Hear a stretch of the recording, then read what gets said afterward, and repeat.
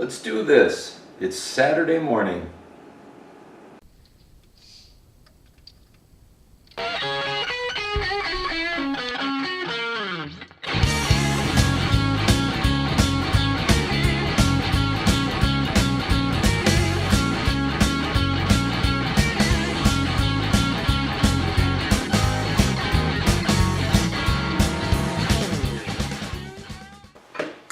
Hey, so welcome back to Urban Monk TV. As usual, I'm up early before my family, and so I can't make noise yet. So I'm always planning out these mornings for what's the quiet stuff first, and then when everybody's up, we can fire up the grinders and the drills and that kind of thing. So still need to detab the frame. Hopefully we'll get to that in this episode, and we still have some surface rust here on these headers before I paint them. And you may recall from a previous episode that I'm going to choose to paint these first, and then if I don't like the look of that, I can wrap them. And then I've got new chrome. Well, let's grab one quick. Got these chrome Dunstalls. So this is the look I'm going to do. Imagine this black and that behind. And very economical way to do this, very budget-minded way to do it, and I think a very attractive way to do it.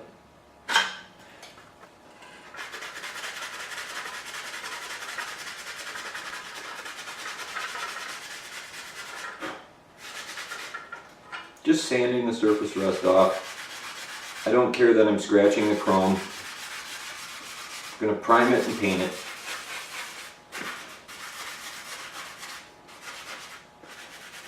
Usually when these old stock exhaust systems, I mean the number one and number two problem you find with them is they'll have big scratches in here if the bike went down, or down in here. One of these does.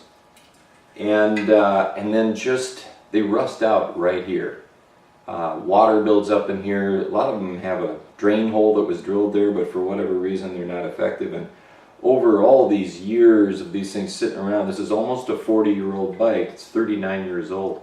This is where they rust. And when I took these off the bike, I mean, this part came off and the muffler just came off as a completely separate piece, and nothing but rust dropping out on the ground.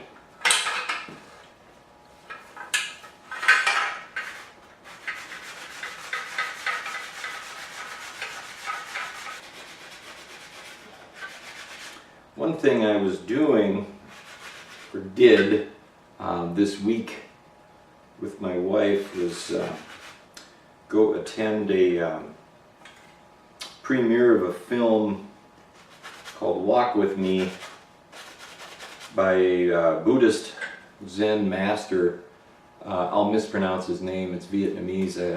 I say Thich Nhat Hanh, and probably like Thich Nhat Hanh, something like that. My apologies. And talking about mindfulness and living in the present. It's a difficult thing to do in this modern day and age when we cram every single second of our lives with activity and responsibility and entertainment and some sort of dialogue with the outside world, and we're never even really listening to nature and the universe and all of that. And so one of the places where you can do that is right out here in the garage. I don't know if you notice, I don't ever have a radio going. That's not because I'm doing videos here. Even if I wasn't shooting videos in my garage, I wouldn't have a radio going in the background. Refer to Robert Pirsig, Zen and the Art of Motorcycle Maintenance. I don't know which chapter, I know he addresses it in there, about having a radio in the mechanic's workshop. You're not in the present. What a Zen Buddhist master would say is, when you're stirring the soup, stir the soup. So, think about it. When you're sanding the exhaust,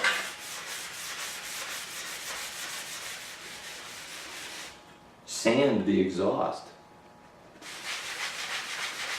It's harder than you think. I personally go absolutely crazy at first. There's nothing wrong with that. That's why they say people practice rather than do. I'm out here in the garage practicing meditation. I'm out here in the garage practicing peace and contentment. You know, not always that way. I'm practicing, trying my best. Try it. So on this pipe, I've got this clamp and this piece. This one is welded here, but here, there's rust in here and in these spots. This bolt is really rusty and has obviously seen some, well, better days. If I just, you know, coat this with rust converter, which is another step I'm going to do here later, but and then paint over this without disassembling this, where do you think this thing's going to start rusting first in the future, even with a fresh coat of paint on it? So that was an awful whistle. Obviously I need to drink more tea this morning and rehydrate. Got to take this apart, you know, and get sanded in there as best I can. Clean this stuff up. Rust is cancer to metal, man. This stuff, take it out now before you get the paint out.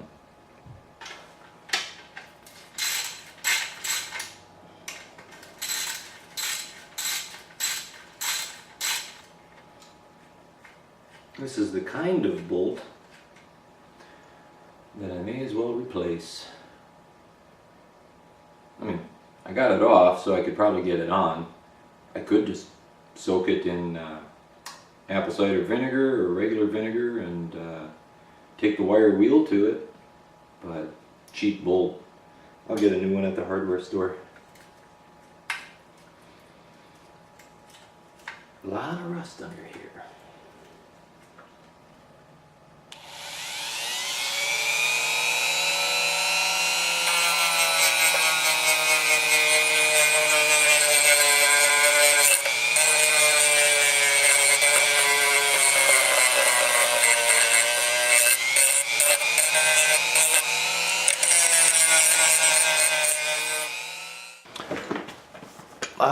Nooks and crannies in these collars, and I'm going to just try the wire wheel to get in there as best I can. This piece is, you know, welded. I can get this one off if I wanted, but this one is welded on, so I'm just going to work with them on the pipe, and we'll clean these up as best we can, and then, you know, for what we can't get, I've got a plan for that, and we'll get to that in a second.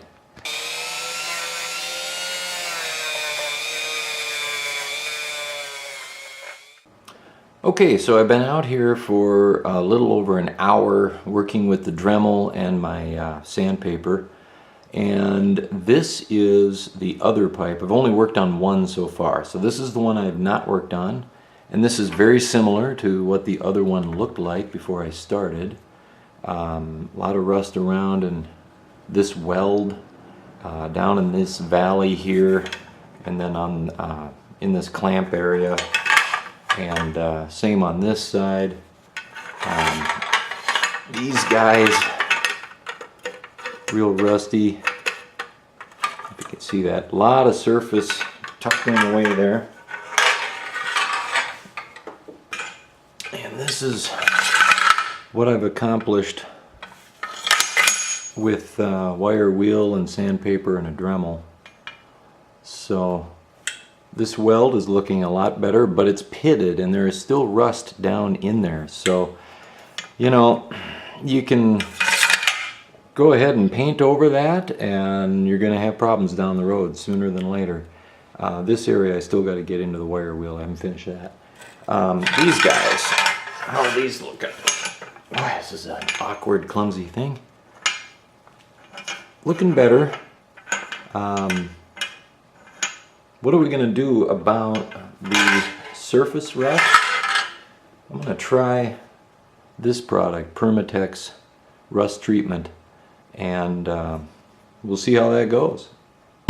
Okay, wheeled the frame out here. I'm keeping the rear wheel on for a while because I still end up trying to mock up things from a design standpoint, and I just want to be able to see the frame and see some of the lines. Plus it just makes it stand nice, you know, as a tripod here essentially. So let's get to detabbing. So I've replaced the wheel in my grinder with a cutoff wheel, and you know, instead of the thick grinding wheel, so real thin, as opposed to that's what I was using for grinding. So.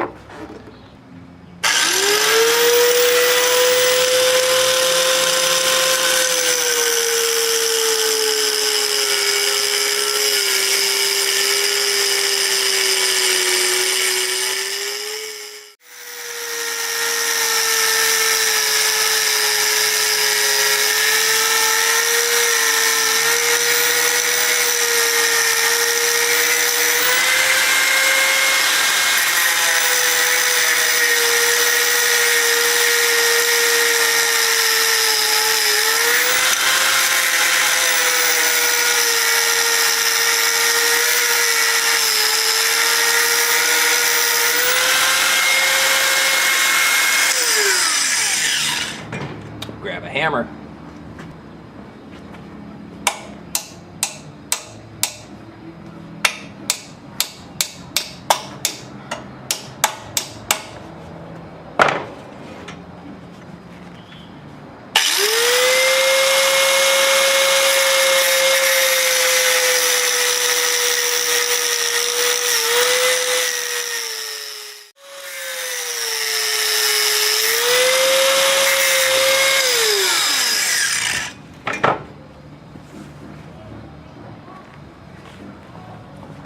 That is really hot through my glove.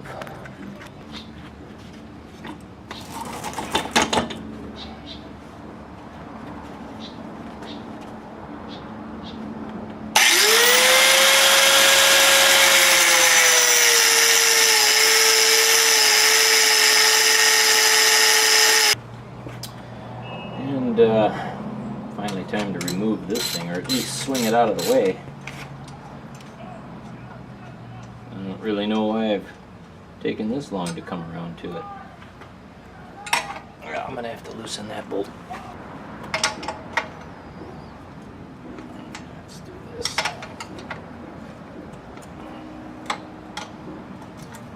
There we go. Those will clean up nice when I get them on the wire wheel. Okay, so as you'll recall, I made these marks as the cut line for, you know, the back end, and I'll put the hoop in here.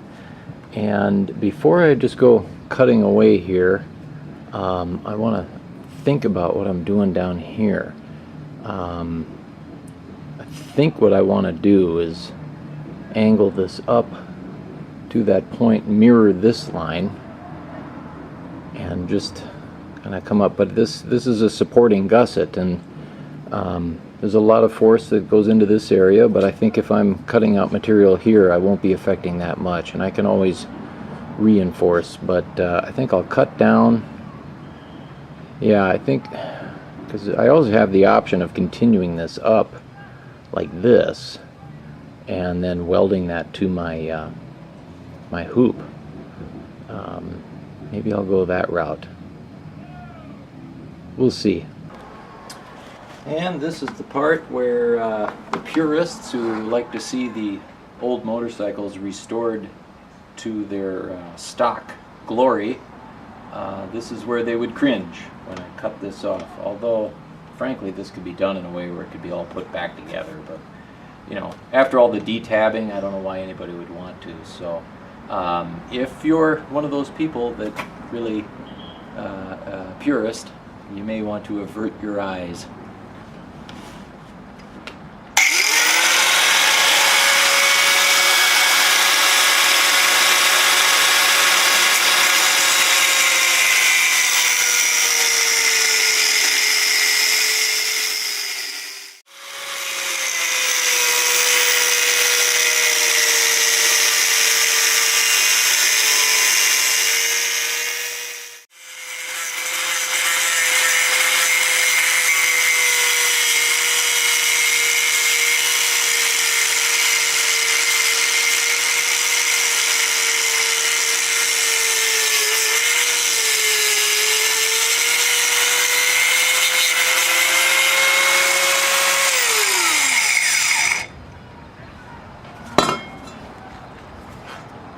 always hang on to it. Maybe, you know, that could go back on. I don't know why I ever would want to at this point. Anything's possible, I suppose. And so, we'll have to tighten this up a little bit. This is, I'll have to bend it in slightly, but not much. That's going to be a good distance. I'll see it from the side.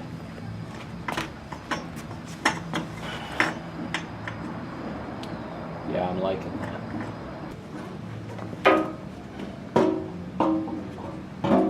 So, roughly there.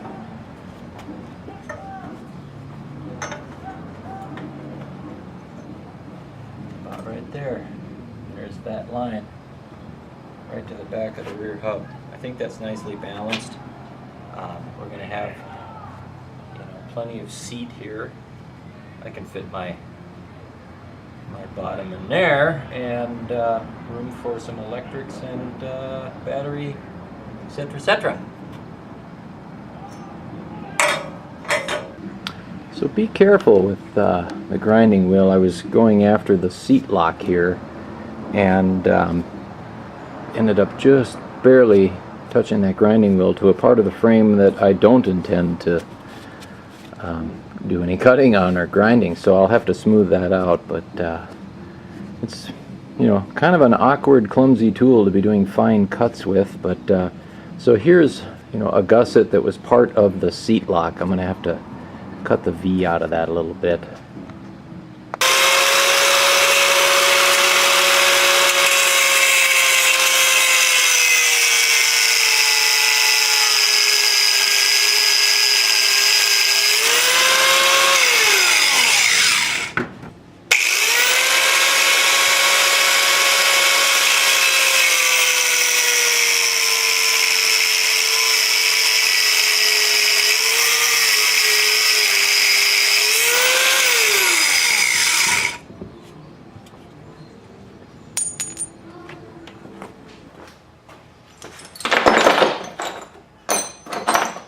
Okay, so don't go straight to the trash here. I'm going to, yeah, stuff is probably not that hot anymore. Yeah, it's okay. I got a couple of really good rubber grommets in here that I'm going to harvest from these parts that I'm throwing away. And I'll find uses for these elsewhere, like mounting speedometers that cannot be hard mounted to your triple tree and need to be isolated from vibration a little bit. So that's one place I may use them, but that's about all I'm going to get on this. Ooh, some are still hot. So I think that's going to have to be a wrap for this weekend. I got some plans tomorrow and won't be able to get too much done. What I will do tomorrow is going to be just more sanding on that exhaust and a repeat of things that you've already seen. So thank you for watching. We're going to keep moving forward. I promised we'd get into suspension here at some point, front suspension anyways. There isn't a whole lot to do with the rear there. And we'll keep cleaning up the frame. I may just skip a lot of that grinding. I think you've seen enough grinding and cutting. You get the drift on that. And what else? I don't know. One piece at a time. Thanks for watching. If you like what I'm doing, please click subscribe so you get updates when I put up new videos. And click like, thumbs up. It's down there. Where? It's down here. I don't know.